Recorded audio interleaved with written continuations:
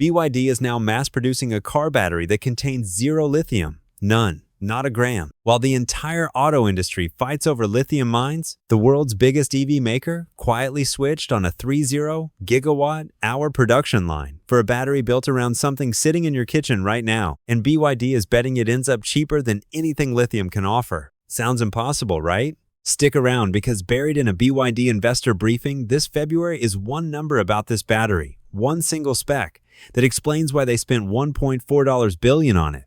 We'll get there. If you want to hear about technology like this before everyone else, subscribe now because this isn't a lab experiment. This is about what your next car costs. But to understand why BYD, of all companies, would walk away from lithium, you need to know a secret.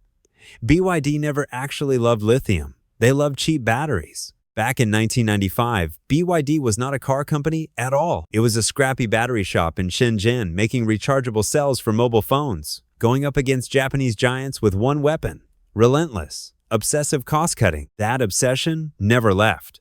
It is the DNA that produced the Blade battery, the lithium iron phosphate design that helped make BYD the largest electric vehicle maker on the planet. And today, BYD is the world's second largest battery producer. Period. Nearly 195 gigawatt hours last year alone, up almost 28% in a single year. So when a company like that starts pouring billions into a completely different chemistry, that is not a science project. That is a signal. And here's the part that tells you how seriously they take it. Back in 2023, rumors swirled that BYD's Seagull would launch with this new battery.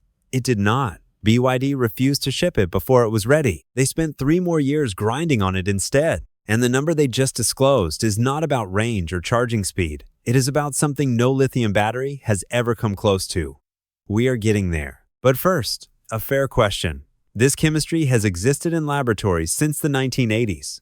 So why is BYD only building it now? Because lithium finally gave the entire industry a reason to look for the exit. Let's be honest about lithium because the data is wild. In December 2022, battery-grade lithium carbonate hit over $81,000 a ton. By June 2025, it had collapsed to around $8 a kilogram. Then, in just 2 months that winter, it nearly doubled again, up 95%. That is up 264% from that summer low. Imagine trying to price a car when your single most expensive component swings like a meme stock. That's not a supply chain. That's a casino. And it's getting worse because batteries aren't just for cars anymore. Lithium demand from energy storage jumped 71% in 2025 alone, with another 55% expected this year. Everyone is fighting over the same metal, and that metal is mined in only a handful of countries. But price isn't even lithium's most personal failure. If you've ever driven an electric vehicle through a real winter, you know standard lithium batteries hold roughly 80% of their capacity at minus 20 degrees Celsius. Your range evaporates exactly when you need it most. Add the fire safety incidents that keep haunting the storage industry,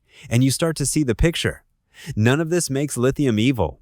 It makes lithium fragile. So, what's the answer? BYD's new battery attacks the cost problem, the cold problem, and the supply problem all at once, and then stacks one spec on top that honestly sounds like a typo. Let me show you. The battery rolling off BYD's new production line is sodium-ion. Same basic architecture as lithium-ion. Ion shuttling between 2 electrodes, except the lithium is replaced with sodium, the stuff in table salt, the stuff dissolved in every ocean on Earth. You cannot corner the market on sodium. And that's exactly the point. BYD's own executives say its natural abundance theoretically means lower manufacturing cost than lithium-ion. And with lithium doubling in 2 months, theoretically is starting to look like inevitably. But cheap means nothing if the battery dies in winter.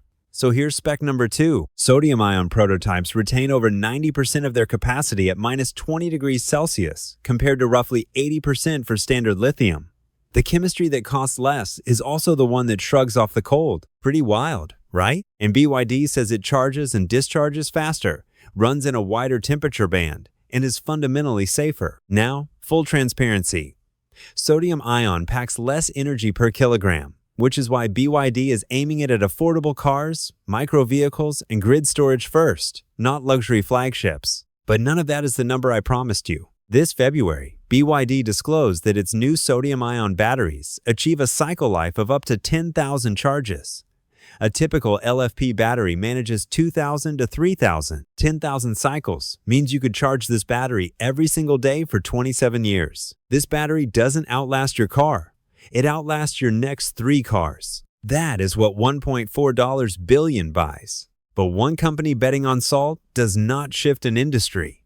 Here's what does. Because BYD isn't alone. Its biggest rival is sprinting down the same road. CATL, the world's largest battery maker, launched its Naxtra sodium-ion battery in April 2025 at 175 watt-hours per kilogram, comparable to mainstream LFP, and just unveiled a passenger car with Chang'an that hits the market in mid-2026.